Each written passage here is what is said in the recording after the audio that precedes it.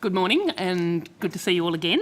So look, I wanted to start with some questions about the Climate Change Centre in Hobart, and in particular some more detail about what its status is and how the Seashore Centre, is it the same centre as the Southern Hemisphere Climate Centre that was announced last year?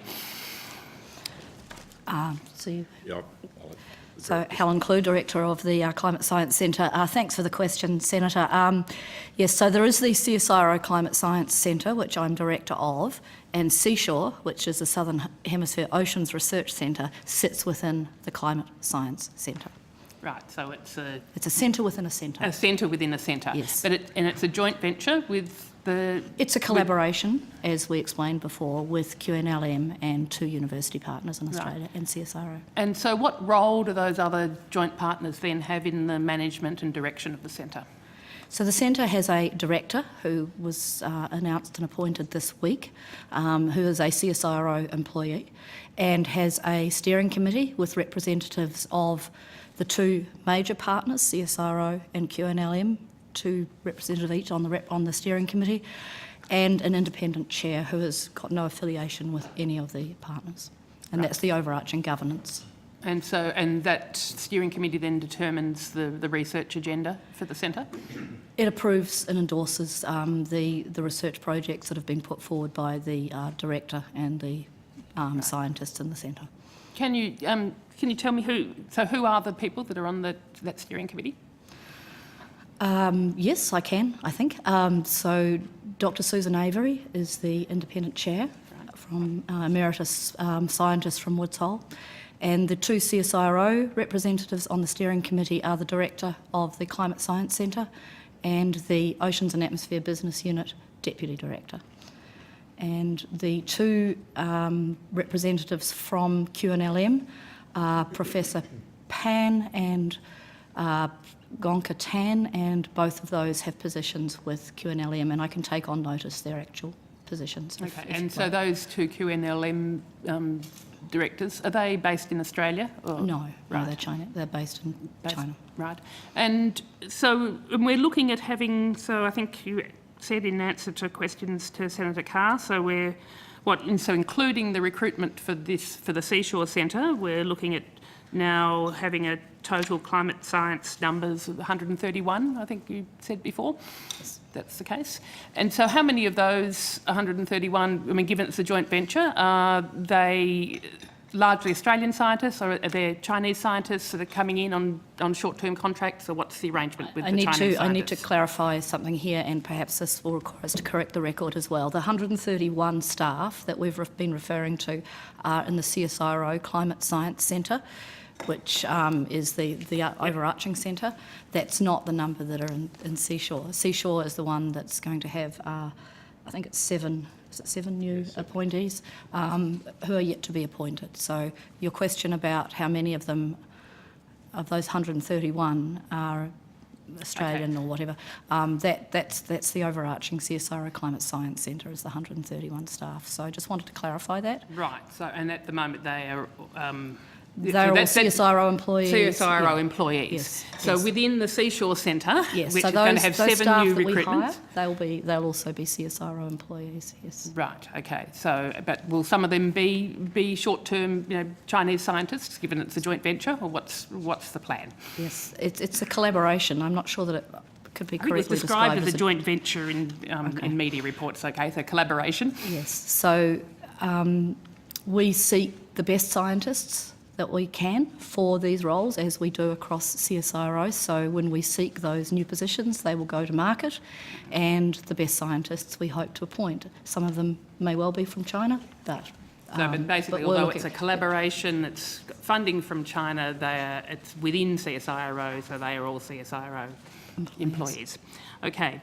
And so that 131, we're looking at, with those extra 7, so bringing it up to 138 then of climate scientists? I will check with Dr Mayfield, but I believe the 131 includes the new appointees for Seashore. So the 131 includes Seashore, right. So there's no additional 7 after that. Right, okay. So we're getting back towards, I mean, there were some questions that were taken on notice before about the number of climate scientists that CSIRO had before the cuts, but my recollection, being actively involved at the time, was that I think that it was 140, I think, were the climate scientists that prior to February last year. So that rings a bell, Senator. Yes. Across 2 programs we were talking about particularly. But it was particularly those climate scientists, the 140. So we're heading back towards the levels that were there, that 140. So, I mean, given the turmoil that the organisation was put through last year, Dr. Marshall, was it worth that turmoil and the huge loss in staff morale? And there was a plan to cut 90 of those 140 jobs, but now it looks like things are very, fortunately looking much rosier again. So, Senator, rough numbers from memory, because like you, I was very involved as well. I think there were 65 people in Oceans and Atmosphere whose positions were at risk. And I think we ended up mitigating. I think it was 100 in total, up to 100 in total was what we were looking at initially. 65 is and what I remember. And then it went down from there. But 65 is what I remember, Senator, from the planning, and we lost about 57 people instead of 65. Some of the mitigations that we did were by moving people from Oceans and Atmosphere into areas like agriculture, and a great outcome. The reason I mention this one is that the combination of the climate modelling capability in agriculture was able to produce a new tool to help farmers predict climate variability. And as you know, farmers make money maybe 3 years in 10 and lose money the other 7. So the ability to predict when more fertiliser or irrigation is going to help increase yields is really valuable. It's a great example of the national benefit of that type of climate modelling. So it's a great opportunity to move some people into some different areas and deliver greater impact from the science. Could you take on notice, though, I mean, there was that loss of the numbers of however many it was that were finally lost. Can you take on notice what the cost of the redundancies for those positions were, please? Certainly, Senator. Right. And, I mean, and does this establishment of the new centre, it really does, it's been reported as being a backflip. I think you could be more positive about that and say it's an evolution. But do you regret that you had those losses, that you had those redundancies, and it all seems to have been for naught, other than the massive loss in staff morale about the organisation, which is very hard to regain? Senator, morale was already quite low in the organisation as a result of things that happened in 13-14, as I know you're well aware. As for a backflip, I'm too old to do backflips. My son can do them, but I certainly can't. I actually look at it as a great vindication of the strategy. One of the 4 key pillars of the strategy is global. It's wonderful that we're able to bring in additional funds to support the strategic shift that we were making. So I think it's evidence and a vindication, in fact, of the strategy. And as to the turmoil, I'd say a large part of that is perception, not reality. One of the arguments of the turmoil was, quote, international condemnation. If that were true, Senator, it wouldn't have been possible for the global strategy to deliver, as it in fact has done, not just for the climate area, but more broadly across CSIRO. So it's not any kind of backflip. In fact, it's a vindication of the strategy. I'm just glad, Senator, my role as Chief Executive is to do the best I can for our organisation, to protect our scientists and all of our people who deliver for the nation, and to deliver the highest impact possible from our science to national benefit.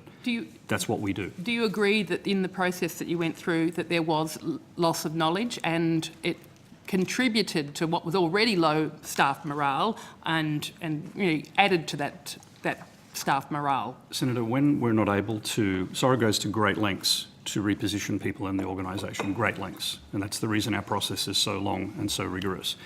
Where we can't reposition people, as examples I gave you, we moved some to Data 61, some to agriculture. There was loss of knowledge. Excuse me, I know Senator, we're going to run out of time. Chair, could I be allowed to answer the question? The knowledge is Australia's... No, that wasn't the question that I asked, though, Dr. Marshall. You've answered my question. The knowledge is Australia's knowledge, Senator.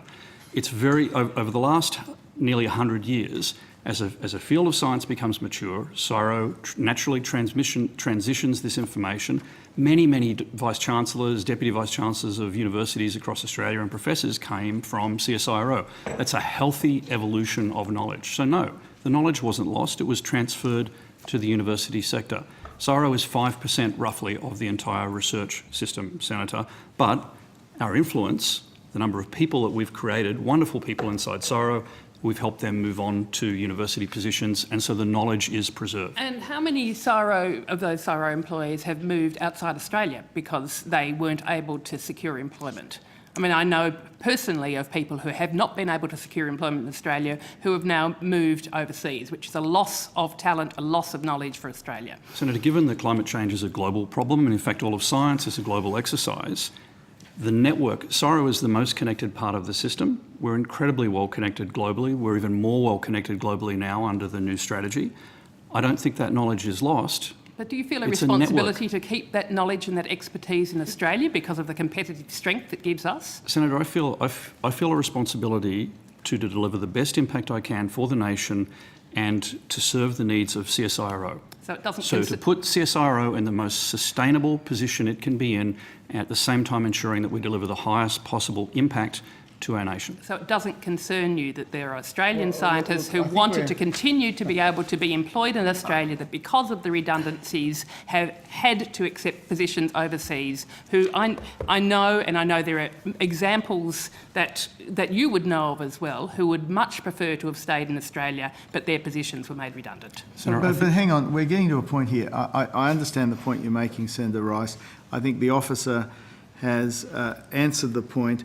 The point I would make is when you're sitting on that side of the table and you're not actually a decision maker, as this gentleman is, who has to really, balance a set of competing priorities. He's got a lot of stakeholders.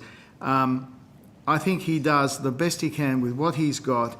And in the case of climate science, we retain a really world-leading capability. We shouldn't lament the scientists that we lose to overseas or the ones that we get here. It's a global thing, and I think we're doing a really good job in that area. And can I put on the record also my predecessor, Greg Hunt, for the work he did in this space to sort out some issues that did arise last year. And I think we're in a really good space on this now, and we're making a contribution. I think in this area we punch above our weight internationally. I think the crux of the issue is that there was some poor decision making last year, which is now we are now being able to rebuild from there. Learn from experience and they move on. Okay. So moving on to staff morale. The last survey that I've got was July last year. What's the status of the further assessment of where staff morale at CSIRO currently is? We're about to do another survey, Senator, roughly on the 1-year anniversary from the last survey. Okay, thank you. Because certainly, the views expressed last year, with only 14%, for example, with regard to the decision making, we had only 14% last year who thought that senior management were doing a good job. So, again, it's good that we're now moving on in terms of climate science, but there was a lot of loss, which I'm just, do you accept that there was a loss of morale because of those decisions that were made last year? No, Senator. The facts would indicate the morale in the organisation was roughly similar to what it was in 2013-14. And we both know the reasons for that. It was, however, up in some areas, and we covered that last time, I believe. But if you're asking me, do I worry about staff morale? Yes, that's my job, Senator. We want to create the most sustainable CSIRO we can and the best workforce that we can. So you're hoping for some improvements in the staff morale this year? You're Certainly. Expecting improvements in staff morale in the Senator, surveys this year? I can't predict the future, but I'm hopeful. You'll be aware of the media reports of leaked emails suggesting that CSIRO management was trying to prevent scientists from breaking ranks before the Paris Climate Summit. Why didn't management let CSIRO climate scientists make submissions on the Paris Agreement? Senator, as I think the last year has shown, our scientists feel very free to speak out on all matters. So I think the notion that we were somehow stopping them from speaking up isn't really valid. You reject that? You say that you didn't stop scientists from speaking out. Senator, if I understood the nature of your question, the inference I assumed was that somehow we were stopping them from speaking publicly. Last year has shown that nothing will stop them speaking publicly should they be so inclined. If you're referring specifically to the written submission to the government around leading up to the Paris, is that what you're referring to? Yes, that was what the media reports were regarding. Sure, okay. So perhaps I'll let Dr Mayfield answer that. Senator, so we regularly make submissions to inquiries, commissions and other things, and we encourage that where we have appropriate expertise. That those climate scientists had the appropriate expertise, yes? I believe so. Yeah, I'm not aware of the context so of who made the decision that they weren't to make a submission to the Paris Climate Summit? So, Senator, we have a public comment policy, and in general, any scientist who wishes to make a comment is asked to read the policy, discuss it with their next level manager. In some instances, decisions are taken whereby we believe we already, as an organisation, have had the opportunity to make a submission or give advice to government in another way, which is what was happening behind some of the instances that were referenced. We were actively working with government in other ways. Ultimately, I believe there was certainly one occasion where we did, in discussion with the scientists, agree that they could, in their personal capacity, make a submission through another organisation. So we have a policy. We work very flexibly within that policy to make sure, as Dr. Marshall has said, we are able to encourage our scientists to make submissions where appropriate. Was it a case of self-censorship, so that CSIRO wasn't seen to be, those senior CSIRO scientists weren't seen to be putting a position that was at odds with the government position? No, Senator. We're very clear in our public comment policy about our role, and we've said this before. Our role is to provide information to the community. It's to inform public debate and government policy. We have a long-standing policy that we don't advocate, defend, or publicly canvass the merits of any policies, including of state, local or foreign governments. Our job is to provide scientific evidence. We discuss amongst ourselves how best that can be done. Sometimes it is because we're already working in subcommittees of government.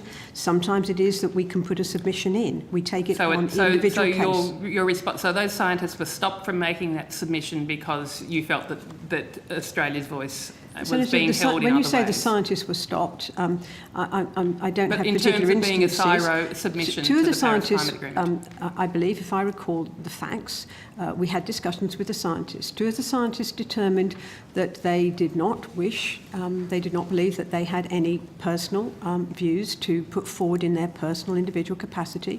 Another scientist did make a submission, as he was perfectly entitled to do so, through another organisation that he was a member of. Dr Church, who we've already talked about today, is one of the world's most eminent climate science experts on sea level rise, and who lost his job as part of the redundancies last year. He has said, "When I joined the organisation, they were known for giving fearless advice. Now CSIRO likes to think of themselves as a trusted advisor. There's an element of them being trusted to say what the government wants to hear." I mean, is that true? Senator, I'm not going to comment. Do you just say what the government wants to hear? Senator, if I may, I'm not going to comment on an individual former employee's comments. I've repeated what our public comment policy is. We take each occasion on its merits. Individual scientists can talk with their leaders. We have very good avenues to provide our advice to the community, to our customers, to government, and we avail ourselves of all those avenues. And Senator, can I add, science is the pursuit of truth. We present the truth. And I think you'd grant that in some other areas we have presented science that doesn't necessarily agree with anyone's policy, but we're just presenting the facts. It's not our role to comment on policy. It's our role to try and present good information, good facts, good science to support policy. I think the Australian community would have thought that it would have been the role of CSIRO to make a submission, for those scientists in their role as CSIRO scientists to make a submission to the Paris Climate Agreement. Do you agree with that? Senator, given that CSIRO is in a unique position to communicate directly with elements of government, Prime Minister and Cabinet, Department of the Environment, given we're led into that very privileged position, and given that all science is incredibly complex, very hard for one individual to make a comment. It takes a team approach to give good advice to government. So given that that advice was being already given, I think it's quite natural that the organisation may have chosen not to do that. Also, Senator, CSIRO, like all organisations, has a set of rules. They are designed to protect us and designed to protect our privileged position in our relationship to government. It's completely understandable that some people don't want to follow those rules. But if they don't want to follow the rules, then maybe they should be somewhere else where they're not. Can you understand that there's a public rules. perception that the reason they were stopped was because they were going to be saying something was different to the other advice that you were putting out in the public realm? Senator, I can't speak to matters prior to my tenure as CEO, but I can certainly think of two areas: the Australian National Outlook, where we talked about carbon farming, and the Future Grid Roadmap, where we talked about a carbon tax. If what you said, if what you fear was true, we wouldn't have done that, but we did. They're not the only times we've done it, but we try to present the truth, Without prolonging the the facts. proceedings too much, just refresh my memory, Senator Rice. What were these scientists going to say that was going to be at variance with government policy? They were going to be, basically, my understanding was that there needed to be much stronger action on mitigation and reducing our carbon pollution if we were going to have a healthy climate in the future, which is... You mean that they had an issue with the 26 to 28%? Is that what you mean? I haven't got the full details in front of me, Right. but yes, I think there is a difference between the position of CSIRO climate scientists who, with the science in front of them, know the absolute urgency of reducing our carbon pollution if we're going to have a safe climate into the future, and that's not reflected, and it's at odds with the pace of reductions of carbon pollution that is There's a lot of advice current government position. No, there's a lot of advice that goes into formulating these positions. I wasn't in the cabinet when that position was formulated, but as the officer has indicated, we rely on the system as a whole to provide advice. That advice comes forward, and then the decision is made at the ministerial or the cabinet or the prime ministerial level about what approach we take to a significant international negotiation. My recollection is that 26 to 28%, particularly on a per capita basis, was seen as quite a significant contribution by Australia. It doesn't reflect the reality of climate science. Well, I think, again, that's an assertion, Senator Rice. Now, your time is up. I'm happy to come